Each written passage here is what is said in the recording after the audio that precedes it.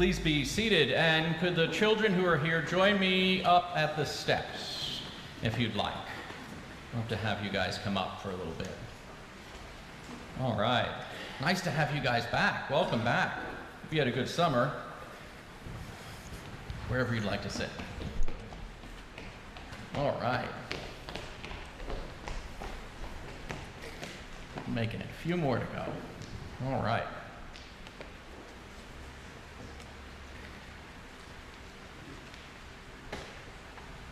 There you go. Good job. All right. You just keep getting taller and taller and taller. All right. So, did you guys have a good summer? What did you do? Oh, too many things at once. Lots going on. We had Disneyland, we had sports, we had camps. What else? Sea breeze. All right. I didn't get to Sea breeze this year. What else did you guys do? Went to Seattle. Nice. Was that fun? Good. What else? Surfing on Lake Ontario? on Cuca Lake. Oh, okay. Cool. We went to California. All right. Cool. Lots of stuff. All right. Well, you had a good summer, though. Everybody had fun. You all excited to be back at school? Yeah. Okay, that was a mixed reaction. Okay. But there we go. Well, we're excited that you guys are back here, and we're excited that Sunday school will start next week. But I'm so thrilled that you're in church with us this morning. And I wanted to hear what you were doing this summer and share it with everybody here, because part of what we do in church is we like to hear what people are doing and get to know each other and get to know their stories and get to know about them. And so mainly what we do is this sort of prayer and worship, right, in church on Sunday, but we have study and learning. So you go to Sunday school and you learn about your faith, and we have our faith in action. We go out and we do good deeds, as it's said in the letter to James that was read, the second lesson this morning. It said that faith without works is dead. As I pointed out last week, Martin Luther was wrong about calling that an epistle of straw. It was Calvin who saved that for the Reformation. I said, so we talk about going out and doing good deeds and loving our neighbor as ourselves.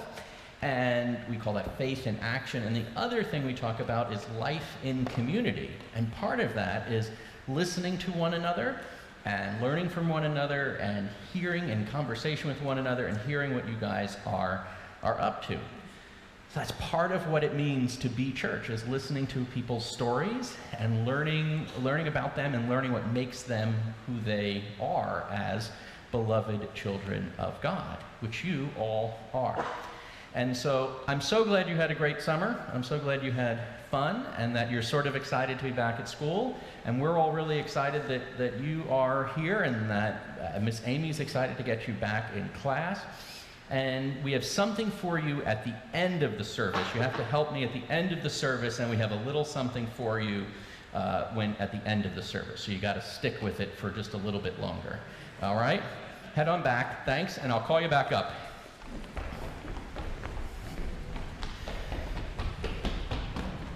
Thanks, guys.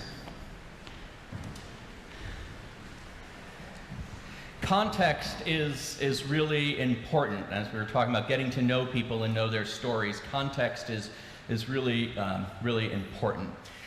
We'll say in the College for Congregational Development, we talk about things in different levels, and we'll say something is low stakes, like a low stakes conflict, like where should we go for dinner tonight? And there's differing opinions. That's kind of generally a low stakes sort of things. And then there's stuff that's higher stake conflict, or higher stake discussion, or higher stake whatever. But so a low stakes context would be, I think an example that I can give is the sports teams that my father roots for. To understand his context, I think is important. So, lifelong New Yorker, born and raised, same town on Long Island, lived there vast majority of his life. And so he roots for the New York Football Giants, which might give some context for you, that he calls them the New York Football Giants. He roots for the New York Football Giants, he roots for the New York Mets, and he roots for the New York Islanders. which could be strange if you know that the Islanders are a relatively new team. The Mets are relatively new in the grand scheme of baseball.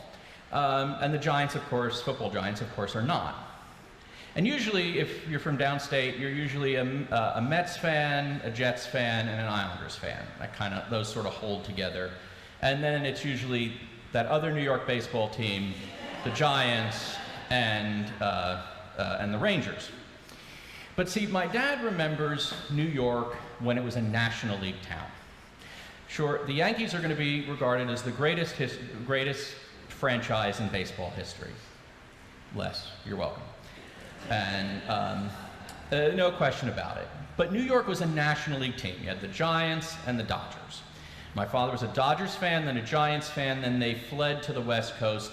And then as soon as the Mets came, he became a National League fan because New York was a National League town. Not so much anymore, but they were. Anyway, so that gives you context to understand why he roots for the Mets and the Giants, being a lifelong New Yorker and growing up at a time when he did. See, that's a really easy way to give some context. It's a low stakes context. We raise the context a little bit in today's gospel.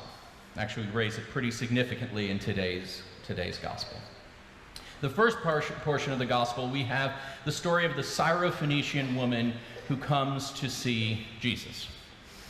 So, first of all, we should understand that in first century culture, a woman, it was very bold of a woman, brazen even, to walk up and just talk to a man. A reputable woman doing that. It would be really frowned upon. Especially a Syrophoenician woman, a Gentile woman, going and speaking to a Jewish man. This is just not something that would happen. And then she just falls at his feet before him, kind of creates a bit of a spectacle in the midst of the crowd. And she begs for mercy for her daughter, who has a demon. Begs for mercy. Context of this is, of course, if you understand sort of the idea of a demon or an illness or whatever it might be that's plaguing this child, it could be lashing out. Who knows what's going on? The stress is not just the child, it's the parents. They're shunned from society, they're pushed aside, and so the stress in this woman's life is incredible, and she falls at Jesus' feet begging for mercy, and he says, granted, right? He gets there. We have that really very uncomfortable exchange between the two of them. It's not, Jesus says, good to give the children's food to dogs. That is not the Jesus we're used to. Why did Mark leave that in? Well, biblical scholars have been wondering that for a long time. He was testing the woman's faith. Maybe. I don't know. He was, Jesus was fully human and fully divine. Well, this was a moment of living into that full humanity, right? So he was having a fully human day that day and lived into the culture of the time. And, I don't really know the answer to it. When if I get to see him, I'll ask what he was talking about. But in the end, she says, but don't the dogs even eat the crumbs under the table? We are not so much worthy to gather up the crumbs under the table, but thou art the same Lord whose property is always to have mercy. And in that moment, God's transformation happens. In the boldness of a woman speaking truth to power, in the boldness of a woman from the outside of society, a Gentile, a Syrophoenician, someone excluded because her child has a demon, speaking truth to power, saying, but isn't God's mercy for all? Doesn't God show no partiality? Isn't God's mercy for all? And in that moment, transformation occurs, the Spirit is at work, and Jesus heals the child. Great is your faith, go, your child has been made well. There in the midst of all the people to see. We then move to a second healing story, and I've always wondered why we keep these two together.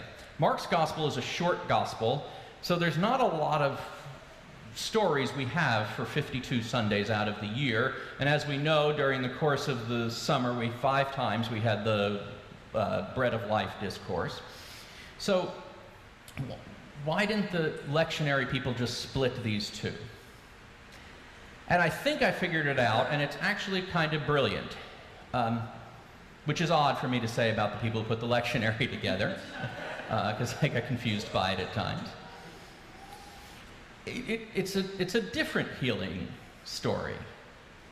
Here it is, Jesus encounters a man born deaf, someone also on the outskirts of society, someone also who would be shunned by those with power. Who sinned, this man or his father or his grandfather? Who in his generation sinned that caused him to be deaf? And Jesus takes him from the midst of the crowd. He brings him aside to what Sue reminded me this morning is, he brings him aside to a safe place. Takes him away from the crowd. Brings him to a safe place. He puts his fingers in his ears in a way to communicate with him possibly to communicate with him that only he could understand, that only the two of them could understand. And then he speaks up to heaven and says, "Ephphatha, be opened." Now, in this translation it says, "And Jesus said to him." But in the Greek it's just, "And Jesus said." We've put in the translation to him. We need to, who is Jesus talking to? Was Jesus talking to God? Be open. Was he talking to the man? Be open. Or is it the possibility that he was speaking to everyone within earshot to say, be opened? Be opened. I read this week, something that helped me understand the connection between these two stories. The Bible is clear. Moabites are bad. They were not to be allowed to dwell among God's people, Deuteronomy 23. But then comes the story of Ruth the Moabite, which challenges prejudice against Moabites. The Bible is clear. People from, I always get this wrong, John, do you know it? Thank you, John. It's good to have a friend. And are evil, Jeremiah 25. But then comes the story of Job, a man from Uz who was the, quote, most blameless man on earth. The Bible is clear, no foreigners or eunuchs are allowed, Deuteronomy 23. But then comes the story of an African eunuch welcomed into the church by the baptism of Philip in Acts 8. The Bible is clear, God's people hated Samaritans, but then Jesus tells a story that shows not all Samaritans are bad. The story may begin with prejudice, with discrimination and animosity, but the Spirit moves God's people towards welcome, inclusion, acceptance, affirmation, and openness. And openness. Jesus speaks to us in the midst, as the gospel proclaimed from the midst of the people this morning. Jesus stands in the midst of this congregation and says, be opened. Who is it in our society today who are the Moabites or the Syrophoenicians or the foreigners or the outcasts of our society that we need to welcome in? How is God's Spirit transforming our lives through our encounter with them? God is at work, always transforming lives. And who is it that we have excluded? Who is it that society has told us to exclude? That will bring to us the message of God's grace and God's mercy and God's love for all. Amen.